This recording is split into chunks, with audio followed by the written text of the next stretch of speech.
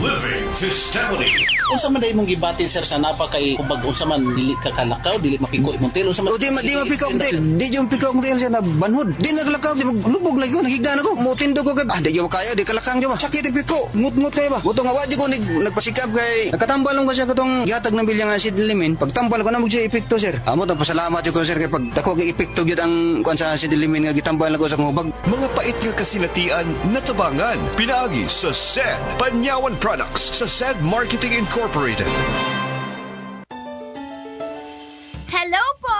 Ako po ang inyong Tita Winnie Cordero. Pagdating sa Mangosteen Supplement, I make sure to check the labels. Ang MX3 capsule, tested and proven na low sodium, cholesterol-free at fat-free. Not only that, MX3 capsule helps avoid pain discomfort. Iwas-iwas sa sakit with proper diet and healthy lifestyle. MX3, dito ako bilib. Mahalagang paalala, ang MX3 capsule ay hindi gamot at hindi dapat gamiting panggamot sa anumang uri ng sakit. Mga pare, Eddie Bong Plaza ni. Eddie Bong Plaza, champion fighter and breeder. Pagabot sa maintenance, gusto nako, risko ang bahog. Sa akong mga panabong, maong ang pinakanindot, ang pinatos na silyado nga isa ka kilong Enerton. Presko, na 1 kilong Enerton. Oo, kada kilo silyado para pirming presko. Sakto ang timpla, busa ang lawas sa panabong nako. Maintenance pa lang, makaprikon na. Sa Thunderbird Enerton, na may away o wala, pirming andam. Tanong ni Kuya Kim, anong hanap ng biyahero sa baboy? Tingin pa lang, malaman. Certified Guapig. Pag kinurot, siksik, lusog. Certified Guapig. Mabigat ang timbang. Certified Guapig. Kasi laking Pigrolak. Kagapay for more than 30 Pigrolak years. Ito lang ang may Pigro Builders. Busog sa nutrients. Tingin to timbang, certified Guapig. Noon hanggang ngayon, lamang ka sa malaman. Pigrolak.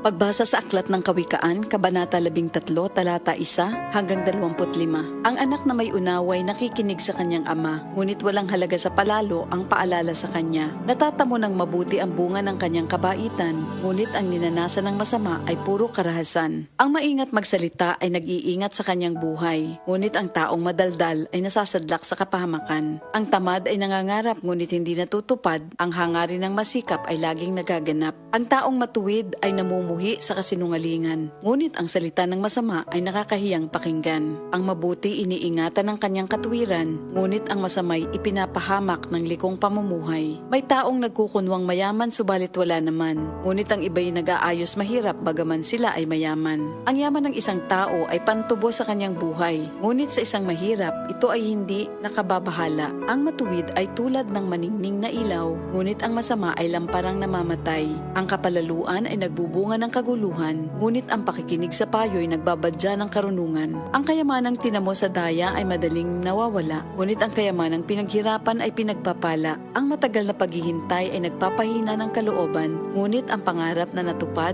ay may dulot na kasiyahan. Ang nagwawalang bahala sa payo ay hahantong sa sariling kapahamakan, ngunit ang nagpapahalaga sa utos ay gagantimpalaan. Ang mga turo ng matalino ay bukal ng buhay. Ito ay maglalayo sa bitag ng kamatayan. Ang katalinuhan ay umaani ng paggalang, ngunit ang kataksilan ay naghahatid sa kapahamakan.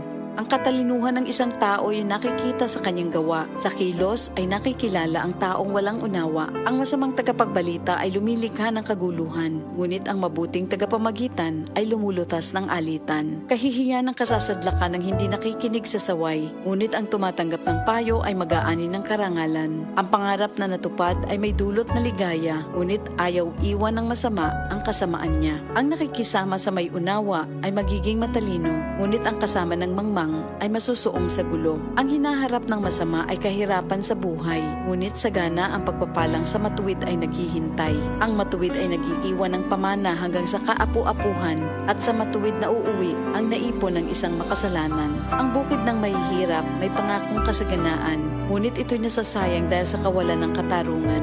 Mapagmahal na magulang, anak ay dinidisiplina. Anak na di napapalo, di mahal ng magulang. Ang matuwid ay sagana sa lahat ng kailangan, ngunit ang masama ay palagi namang nagkukulang. Ito ang salita ng Diyos.